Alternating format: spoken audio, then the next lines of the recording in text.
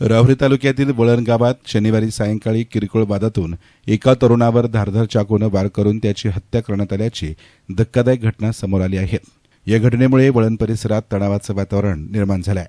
कृष्णा उर्फ दादा शंकर कुलट वय वर्ष 26 असं मृत तरुणाचं नाव आहे।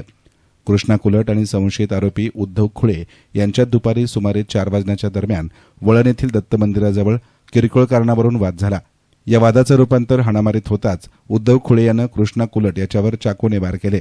जखमी अवस्थेत कृष्णा कुलट याला तातडीनं अहिल्यानगर येथील रुग्णालयामध्ये हलवण्यात आलं, मात्र वैद्यकीय अधिकाऱ्यांनी तपासणी केल्यानंतर उपचारापूर्वीच त्याला मृत घोषित केलं आहे। या घटनेनंतर रुग्णालय परिसरात तसेच राहुरी पोलीस ठाण्यात मृताच्या नातेवाईक आणि मित्रांनी मोठी गर्दी केली होती।